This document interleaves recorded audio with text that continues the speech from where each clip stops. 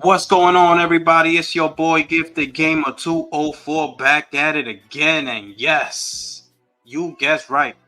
Today, we got another banger for y'all, man. So if you're new to the channel, please don't hesitate to hit that subscribe button, hit that like button, hit that share button as we keep on rolling into today's video. Now, check this out right here. Y'all see the screen. Let me get right into it. This is Phil Spencer. I mean, this guy is absolutely incredible. He just keeps on going. He keeps going. And here we are on the eve of the Video Game Awards 2024 nominations. And this guy, this story is going to go right under everybody's nose.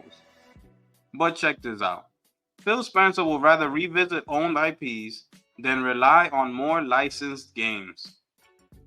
Microsoft's gaming CEO Phil Spencer was featured in several interviews last week. In the second half of the chat with GameFile's Stephen Totillo, published over the weekend, the executive said that he'd rather revisit some of Microsoft's many owned intellectual properties than rely on licensed games any further.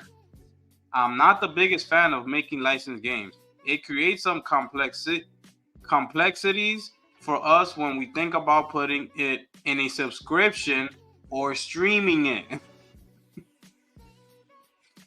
We've seen it in racing games that have to get delisted because you lose certain licenses. So I'm always very careful. If we're going to take on a license, that we're doing it for creative reasons, that the team has a goal around what they want to do. Of course, Microsoft does have two big AAA licensed games in development at Bethesda's Machine Games and Arcane Lion, Indiana Jones and the Great Circle, and Marvel's Blade, respectively, both of which are IPs owned by Disney. On that partnership, Phil Spencer stated, "I feel great about our partnership with Lucas and Disney. They've been good partners. We're obviously doing Blade with Arcane Lion with them. I was just out there visiting with that team. I think what you see in Indiana Jones is a team that really loves Indiana Jones and that world. The story is, to me, one of the strongest parts of the game. The way you feel like you're Indiana Jones from a first-person perspective. So it's clear that's something they wanted to do. But for us, given the intellectual property that we have, that we own, I'm a big fan of using the IP that we haven't even revisited. It's not hard to understand why Phil Spencer will feel that way. Disney isn't known for licensing its prized IPs cheaply. Moreover, Microsoft really does have access to a boatload of unused intellectual properties, from Rare's beloved Conquer and Banjo-Kazooie to Killer Instinct and all the IPs from the latest acquisition, Bethesda and Activision Blizzard. Spencer is also known for wearing t-shirts of some of these classic franchises like Hexen or more recently StarCraft during the Xbox TGS 2024 live broadcast. This gets fans excited about the prospect of reviving those IPs, and today's comments will undoubtedly fuel more chit-chat in the respective communities. And that is that for that article right there. I mean, this is absolutely disgusting. The fact that this man can sit here and just actually say all of this. I mean, this is coming out of Phil Spencer's mouth. This guy, the person who wrote this article, is saying that it's not hard to understand why he feels that way, because Disney doesn't license their IPs cheaply. Well, you're Microsoft. This is what you need to understand. If Sony can do it, which is Sony is nowhere near having the amount of money that Microsoft does, why does Microsoft see a problem with that and Sony doesn't? Sony is doing it with Spider-Man. And Spider-Man has become now a staple of PlayStation. It's crazy to me. Marvel Spider-Man is actually now one of the cornerstone games for the PlayStation ecosystem. That's how good it is.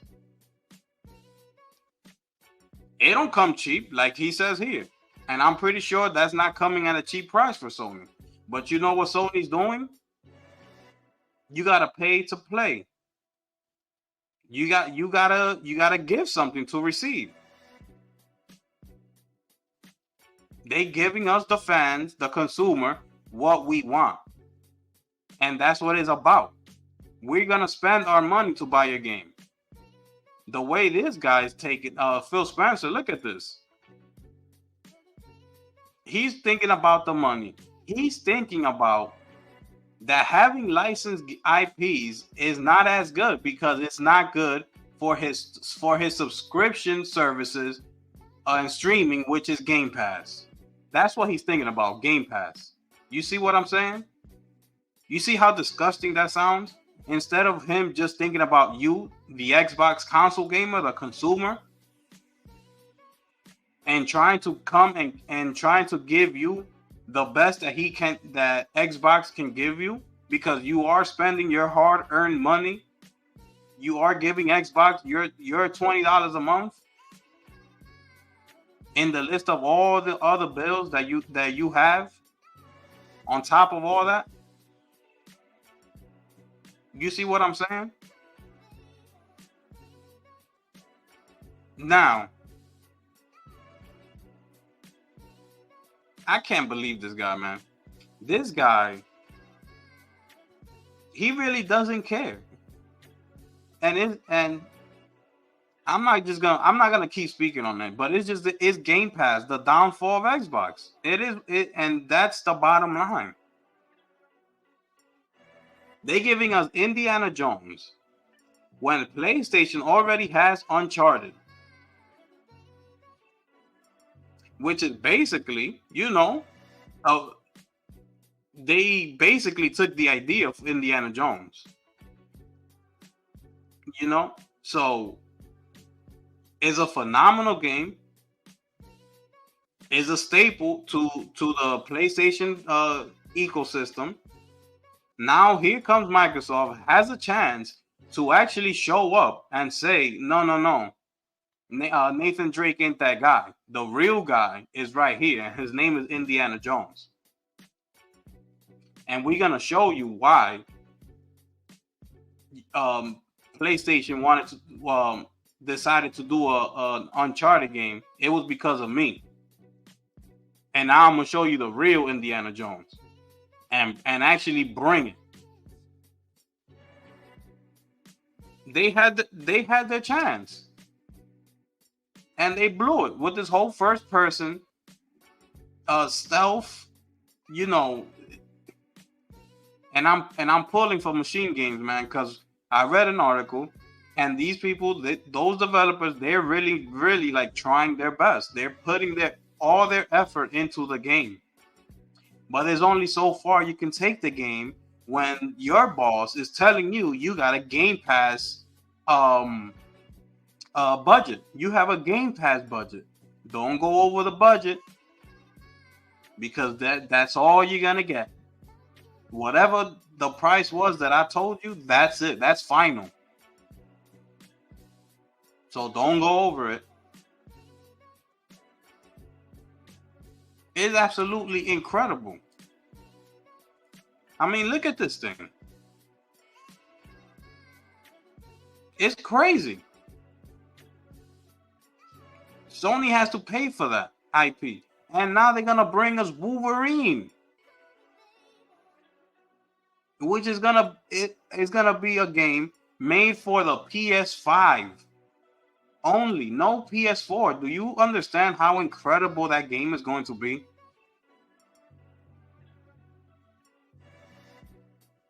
And then we don't even know if they're actually doing the Venom game, but that's also in the works. And then on top of all that, it was rumored that they're gonna actually work on an X-Men game. Now you think about how incredible that game is going to be over at Insomniac, creating an X-Men world. Oh, I mean, oh my goodness. You see, Sony's thinking about pushing the boundaries, giving the consumers what they want, which is great games, which is what this is all about. We want to play great games, especially in today's world with today's technology. That's what we want. Not no Game Pass budget game.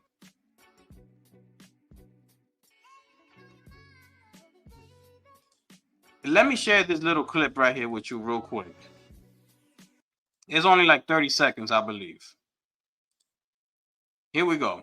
This is Digital Foundry talking to Friends Per Second podcast, with Skill Up and Game Ranks and Lucy. Let's pay attention to what he has to say here. This is John over at Digital Foundry. Like, for instance, even games that aren't pro supported, like if you go back to any of Capcom's Resident Evil games that have PS5 versions, did you know you can now play them all at 120 frames per second locked, which is, I think that's super cool, right? Like, it just works now. It was previously uncapped. You could do the 120 mode, but it didn't run at that by any stretch, and now it does. So they can't say this, obviously, but there is another side benefit I see to this, is that we're seeing, so Unreal Engine 5 is a very popular engine, but there haven't been that many big games yet because they're coming, they're in development. But everything we've seen thus far as generation shows, all these consoles can barely handle these games. Yeah, the engine is just flat out very, very heavy. And we've seen on PS5 and Xbox Series X games dropping to like 720p or less in terms of pixel counts, struggling to even knock at 60 FPS. I think something like the PS5 Pro is going to be very useful for UE5 games going forward in terms of essentially solving some of the performance problems and hopefully getting us closer to a good, clear, nicer experience. So I think it's going to benefit a lot of developers going forward. And there it is right there.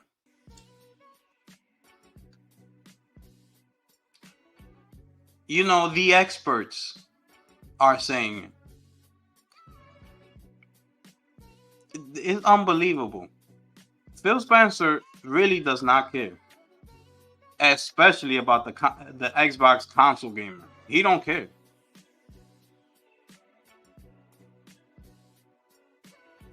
He dropped the ball, man, so hard after that Xbox 360 day. It's unbelievable. It was all fun and games.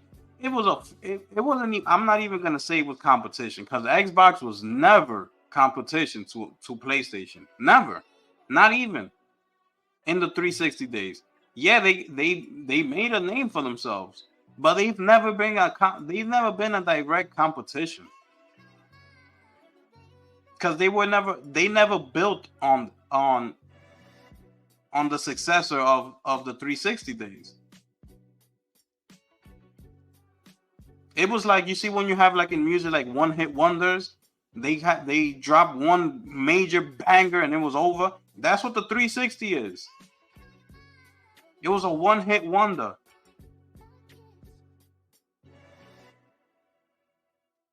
He's talking about he'd rather revisit their own IPs and this, that, and the third. Where are they? Where are they? Maybe if he wasn't thinking about going multi-platform and rolling out this everything is an Xbox ad, thinking about other platforms instead of his platform, maybe we would have had more of those revisited IPs already coming out on the Series X and S. But since his mind was somewhere else, we haven't gotten anything. So what is he talking about? Maybe that's why Gears is taking so damn long to come out. It's because He's revisiting the whole IP, bringing it back to the beginning because he knows us PlayStation gamers will now get the game day and date in the PlayStation Store. So now he wants to bring in all those PlayStation fans and start the franchise over from the beginning, so we can have an idea of what's Gears of War instead of thinking about Gears of War 6.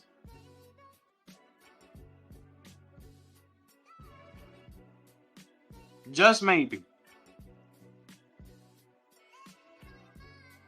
Or maybe we would have had already a new Halo. Who knows?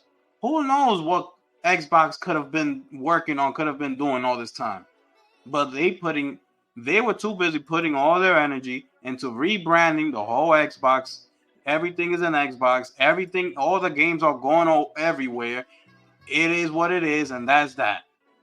That's where their energy was this whole time.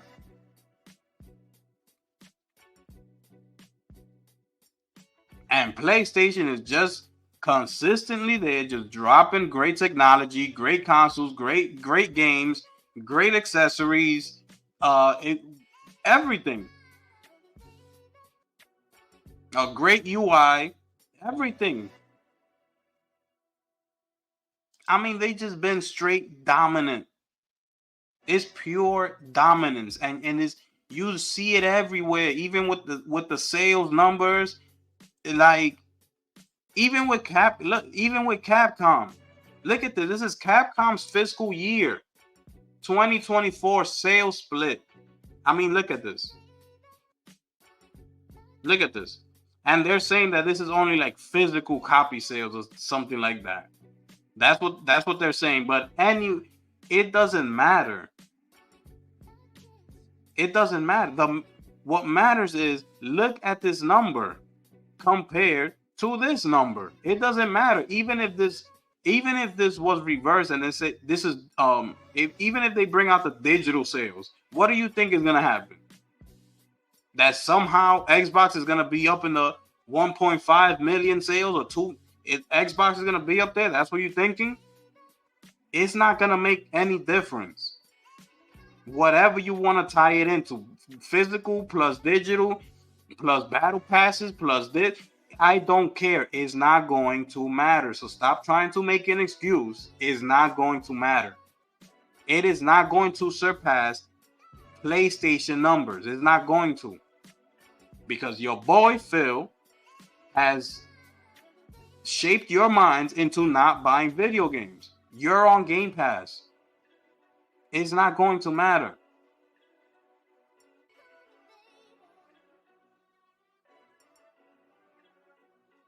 You know, it's like PlayStation has been so dominant. I see PlayStation like Bonnie Jones. Jon Jones, since he stepped in the UFC, and I know I'm going off the rails a little bit right here, but this is for my MMA fans. Jon Jones has been so dominant since he entered the UFC. I mean, the man has never lost. And so had PlayStation. I mean, PlayStation has never lost. They were never in second place.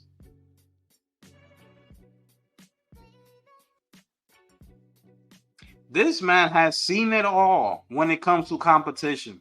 He's went through everybody. So much that he even moved up a weight class to fight the heavier, bigger dudes. And he's still dominating.